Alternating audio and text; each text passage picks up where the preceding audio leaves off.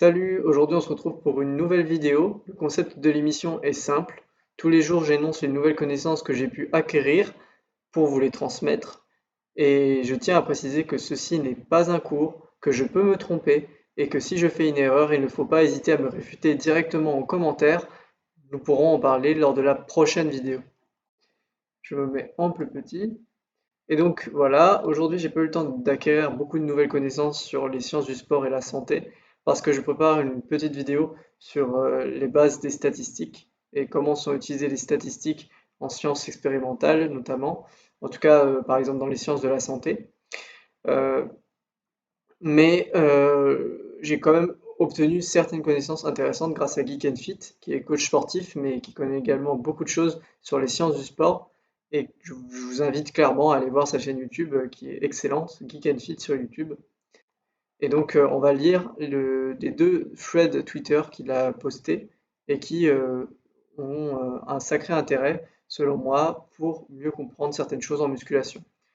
Bon, déjà, la musculation ne rend pas moins mobile ou souple, contrairement à l'idée reçue que pourraient avoir certains, et il explique que ça pourrait même améliorer l'amplitude articulaire.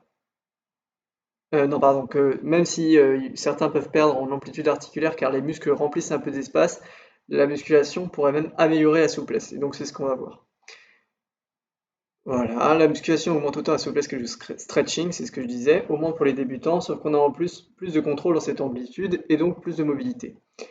Et donc, la musculation semble assouplir les muscles et augmenter la raideur des tendons, alors que le sport classique, composé principalement de pliométrie, semble augmenter la raideur des muscles et diminuer celle des tendons.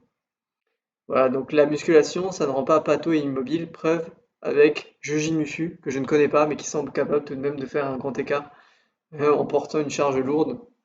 Je ne le ferai pas, je n'essaierai pas, et je vous recommande de ne pas essayer, c'est un professionnel, j'imagine. Et voilà.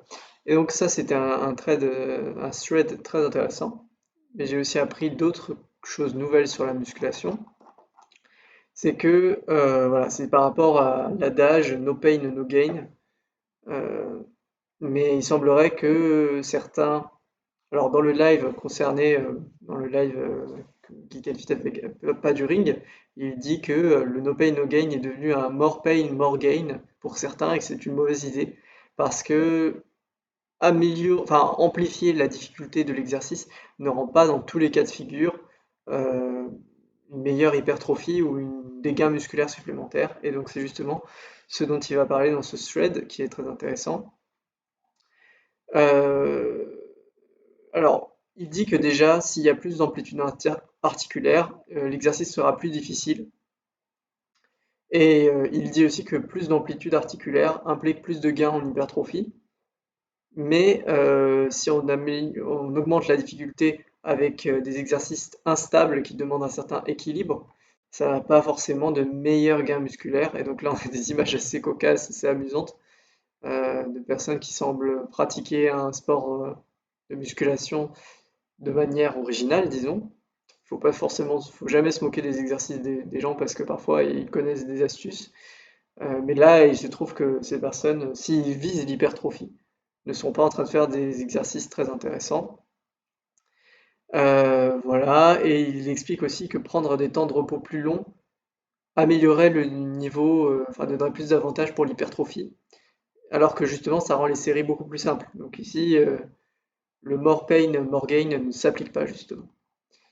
Et on observe également, alors là il a fait un petit graphique, un petit dessin dans lequel il explique les moyens de progresser en hypertrophie, enfin pour avoir une progression. Donc il dit qu'on peut augmenter la charge, c'est-à-dire le poids qu'on soulève pendant l'exercice. On peut augmenter le nombre de répétitions. On peut aussi adapter une meilleure technique, parce qu'il y aura donc plus de tension appliquée aux bons muscles, parce que sinon on va solliciter des muscles qui ne sont pas forcément visés par l'exercice, et ce sera plus facile, mais ça réduira les gains. Et donc voilà, et aussi on va faire une augmentation du volume d'entraînement en faisant plus de séries. On peut augmenter l'amplitude aussi pour plus de stimulation et plus de contraction apparemment, ça fonctionnerait aussi.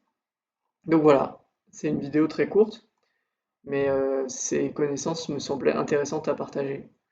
Je vous invite toujours à aller sur la page de Geek and Fit, sur son Twitter, sur sa page YouTube, Et voilà, prenez soin de vous, protégez votre corps contre le grand capital et on se dit à demain pour une prochaine vidéo sur les sciences.